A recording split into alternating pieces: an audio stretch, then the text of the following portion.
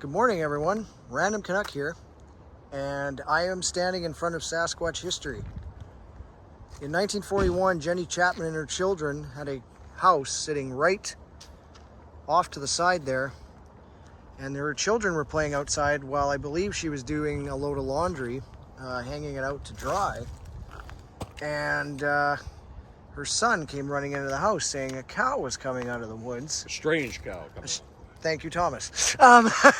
Correction number 1 of the day. And she looked out the window and saw this thing, and it was no cow. It was a Sasquatch.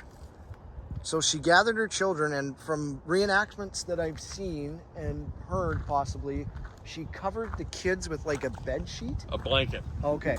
Yeah. And she came out of the back of the side door of the back door and then down to the river and basically along this way towards the cemetery, went through that and eventually connected to the railway where they saw her running down the tracks. Right. And so that was one of the very first, I guess you could say, modern Sasquatch classics. Canadian Sasquatch classic. Yeah. The Chapman incident, 1949. And it's unreal. Unfortunately, the house is long gone, but Thomas here was able to get a picture of it, or not of the actual one, but a different thing back in the day. And then John Green did a lot of research with Renee DeHinden here, and I don't know if, did DeHinden or Green talk to one of the Chapmans at all? Oh, they both did. They both did. They both did. So did Ivan T. Sanderson just a week or so before they died. Wow. Yeah. Unreal. And Joseph Dunn, who predates all of them, came up here. And Bellingham. right, and they did end up, that was one of the first cast tracings, or track casts. In Canada, Yeah. And the family kept that casting as a door stopper for decades, and they got rid of it when it broke. Lesson is, always, and take care of your Sasquatch evidence. Never use it as anything other than Sasquatch evidence. Unreal. By the way, this is one of the most famous and well-known Sasquatch researchers in Canada, if not the world, Thomas Steenburg. We're standing in front of the property, Schneider's property, that used to belong to the Chapman family. George and Jenny Chapman, who had the Sasquatch approach their house, which no longer exists, but is basically where the small poplar tree was. Well, it's not so small anymore. And was right inside. As a matter of fact, George Chapman's shovel is still sticking out of the 2 trees on the left-hand side, though it's about 9 feet off the ground right now. His shovel's up there. Yeah. Somebody get a ladder? It's stuck right into the tree. He put it right in because, of course, it's the Bro Siamese twin trees with the trunk and 2 stems. He put the shovel there, and the tree grew up around it and slowly grew, and now it's about 9, 10, 12 feet off the ground. The handle's still sticking out of the ground. That is amazing. Yeah. That is absolutely amazing.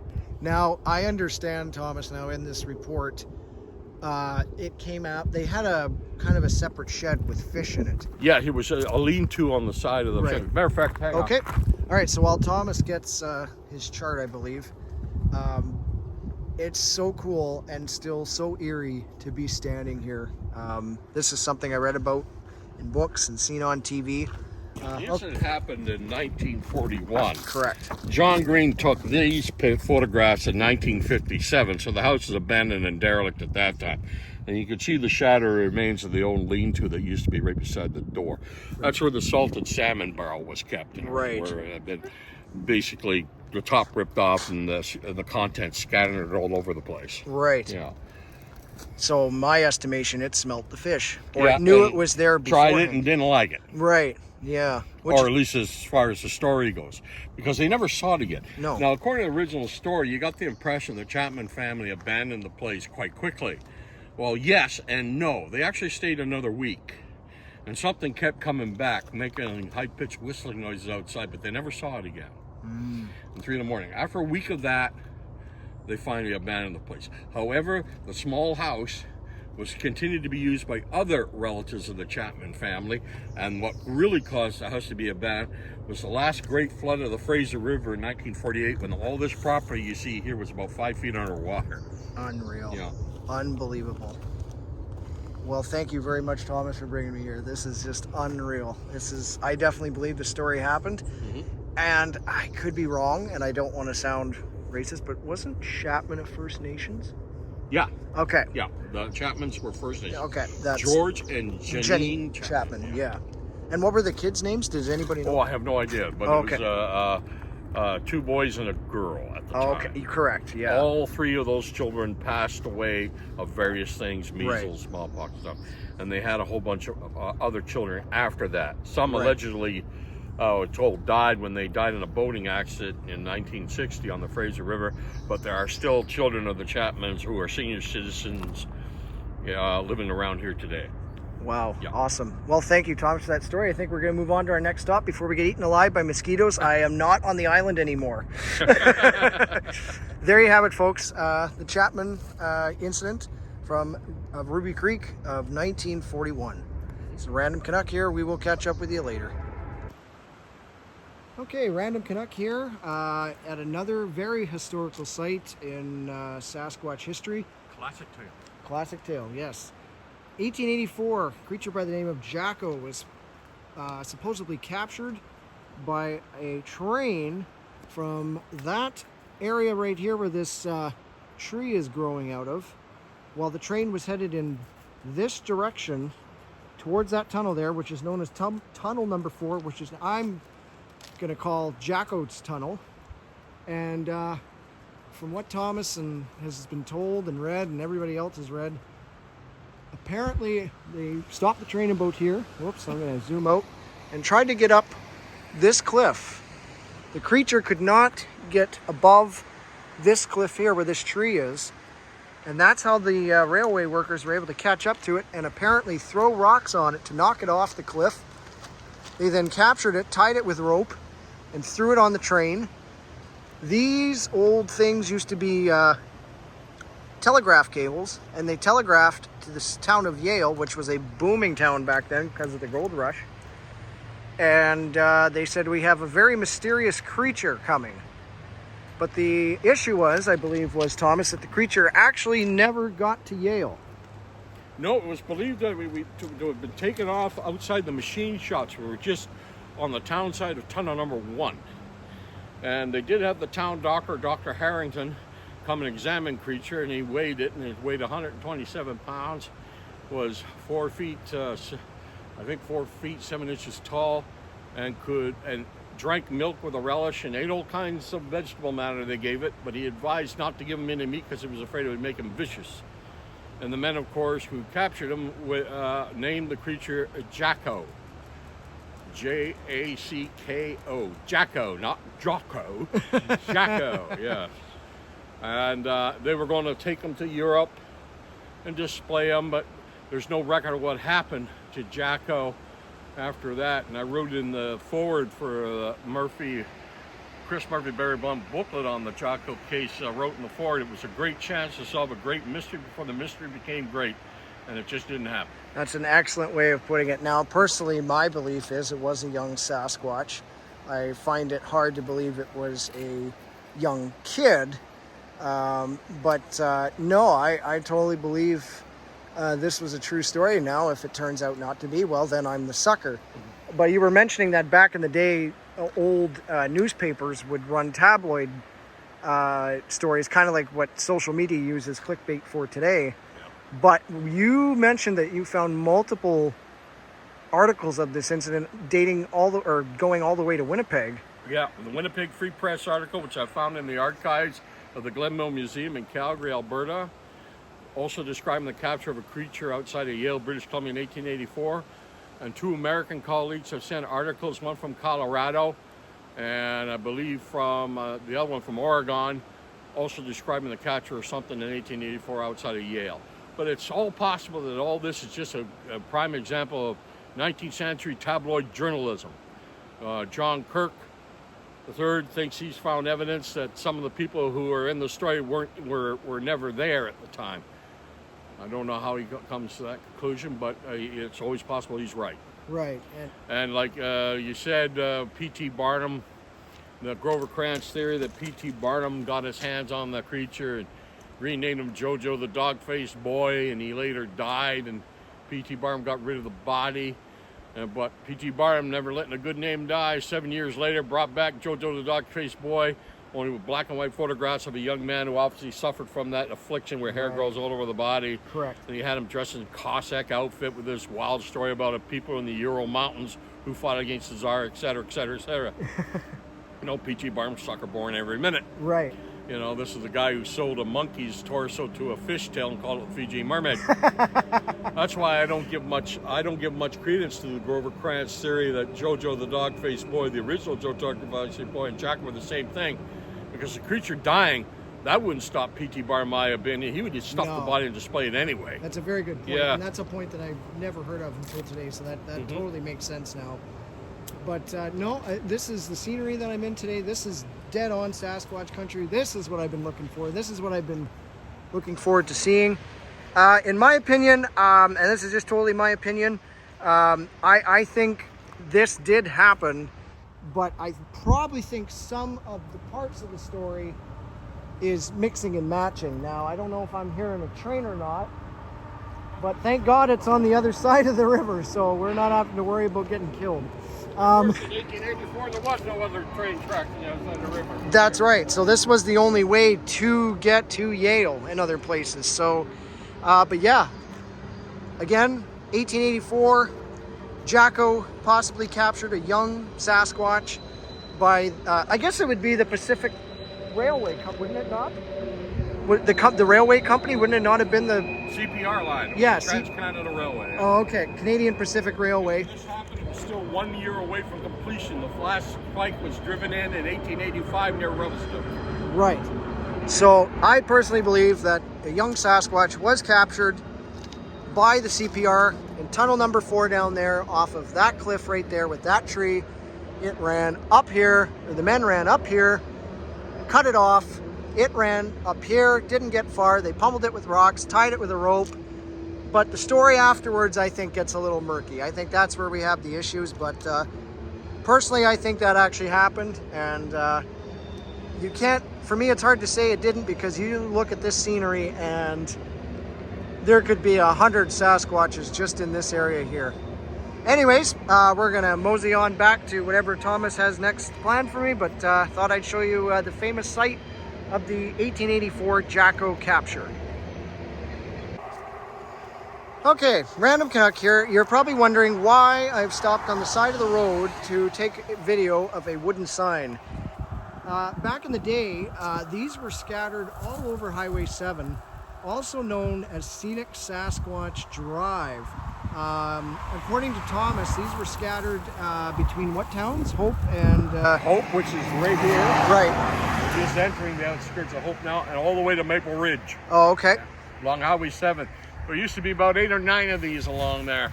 Wow. And they've all disappeared through time, you know, taken down, not bothered with.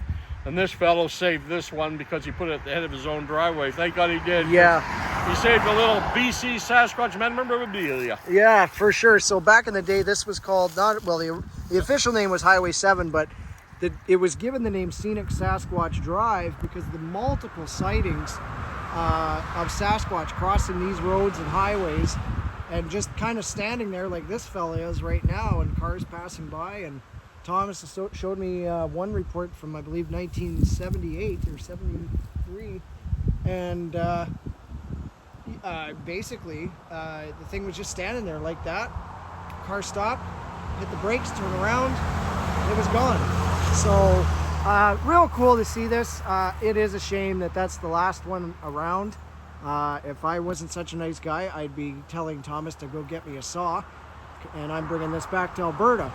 But I'm going to leave it here and let the other person enjoy it. But yeah, that is a old, original Scenic Sasquatch Highway 7 sign. The late 1960s. 1960s? Okay. So approximately like 67 to 69, somewhere in there. No, shit, I would say 63 75 to about 78. Wow, that In thing. the 80s, there were still a lot of them around, but they were slowly disappearing. Yeah, you unreal. Well, you know, it'd be really cool to beef that thing up, but anyways, I'm gonna end the video here. But yeah, that is a old historic Sasquatch memorabilia sign, Old Sasquatch Scenic Drive, also officially known as Highway 7. Alrighty, I am officially in the new home of the Sasquatch Museum. This is incredible. They're building a new one, but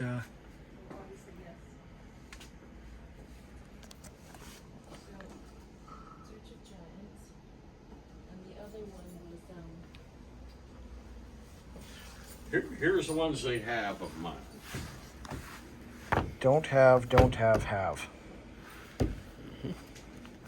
That's the Alberta book. It was redone in 2018. Okay, you know what? I do have this one. You have the Sasquatch in Alberta? Yeah.